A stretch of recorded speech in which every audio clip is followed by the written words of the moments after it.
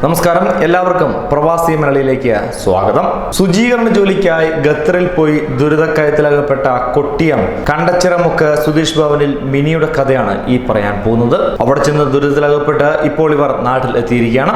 സ്വപ്നങ്ങളുടെ ചിറകിലേറി ഗൾഫിലേക്ക് പറന്നു ഒടുവിൽ നഷ്ടങ്ങളും വേദനകളും മാത്രം സമ്പാദിച്ച് തിരികെ നാട്ടിലെത്തേണ്ട ഒരവസ്ഥ. ഇതിനിടെ അപകടത്തിൽ ഭർത്താവ് കൂടി നഷ്ടപ്പെട്ടതോടുകൂടി മിനിയുടെയും മക്കളുടെയും ജീവിതം വഴിമുട്ടി. മിനിയുടെ ദുരിതകഥ വാർത്തയായതിനെ തുടർന്ന് പ്രവാസി ഫെഡറേഷൻ സംഘടനയുടെ ഇടപെടലിൽ കഴിഞ്ഞ ഞായറാഴ്ച മിനി തിരിച്ച് നാട്ടിലെത്തുകയും ചെയ്തു.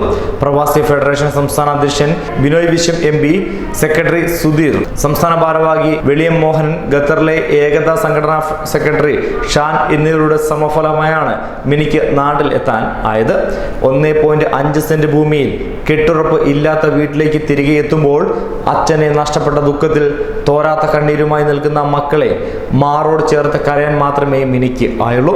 തന്നെ ജീവിതത്തിലേക്ക് തിരികെ എത്തിച്ചവർക്ക് നന്ദി പറഞ്ഞ മിനി പക്ഷേ ഇനി ജീവിതം എങ്ങനെ മുന്നോട്ട് കൊണ്ടുപോകുമെന്ന ചോദ്യത്തിന് മുന്നിൽ പകച്ചു നിൽക്കുകയാണ്.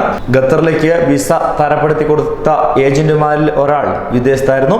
ഇവർ മിനി ജോലിക്ക് പ്രവേശിച്ച വീട്ടിൽ മുൻകൂറായി 4 മാസം ശമ്പളം വാങ്ങി നാട്ടിലേക്ക് കടന്നുവെന്ന് പിന്നീട് അറിയുകയുണ്ടായി. ഇതറിഞ്ഞ വീട്ടുകാരോട് ശമ്പളം ചോദിച്ചതോടെയാണ് മിനിക്ക് മർദ്ദനം ഏൽക്കേണ്ടി വന്നത്. ആഹാരവും നൽകിയില്ല. ഖത്തറിലെത്തി ഒരാഴ്ച കഴിഞ്ഞപ്പോൾ മിനിയുടെ ഭർത്താവ് സുരേന്ദ്രൻ നാട്ടിലുണ്ടായ ഒരു ബൈക്ക് അപകടത്തിൽ മരണപ്പെട്ടു. ഭർത്താവിനെ കാണുവാൻ നാട്ടിലെത്തിക്കണമെന്ന് ഏജന്റുമാരോട് കേണപേക്ഷിച്ചെങ്കിലും അവർ അത് നിരസിക്കുകയായിരുന്നു. തൊഴിൽ അവകാശപ്പെട്ട് അതേ സംബന്ധിച്ച് മറ്റൊരു വാർത്തയും പുറത്തു വരുന്നു. തൊഴിലവകാശങ്ങൾ നിഷേധിക്കപ്പെട്ട് മാസങ്ങളായി പ്രതീക്ഷയില്ലാതെ അലഞ്ഞ 4 മലയാളികൾക്ക് കൂടി സാമൂഹ്യ പ്രവർത്തകരുടെ ഇടപെടൽ മൂലം ഇപ്പോൾ തുണയായിരിക്കുകയാണ്. ശമ്പളം നിഷേധിക്കുകയും അകാരണമായി പുറത്താക്കുകയും ചെയ്തവരാണ് ഒടുവിൽ തങ്ങളുടെ ദുരിതകാലം അവസാനിപ്പിച്ച് നാട്ടിലേക്ക് മടങ്ങിയെത്തിയത്. കോട്ടയം പള്ളം സ്വദേശികളായ രാഹുൽ രാജ്, കൊല്ലം സ്വദേശിയായ സുൽഫിക്കർ സതീഷ്, പത്തനംതിട്ട സ്വദേശി ബെന്നി എന്നിവർക്കാണ് സാമൂഹ്യ പ്രവർത്തകൻ നാസ വക്കത്തിന്റെ ഇടപെടൽ ഇപ്പോൾ ഒരു ആശ്വാസമായി നാട്ടിലേക്ക് മടങ്ങാനായത്. രാഹുൽ രാജ് 2 വർഷം മുമ്പാണ് സൗദിയിലെത്തിയത്. ഒരു വീട്ടിൽ ഡ്രൈവറായി ജോലിക്ക് കയറിയ രാഹുലിന് മാസങ്ങളോളം ശമ്പളം കിട്ടിയില്ല. തന്നെ നാട്ടിൽ വിടുവാൻ ആവശ്യപ്പെട്ടപ്പോൾ പാസ്പോർട്ട് നഷ്ടപ്പെട്ടു പോയി എന്നാണ് സ്പോൺസർമാർ അറിയിച്ചത്.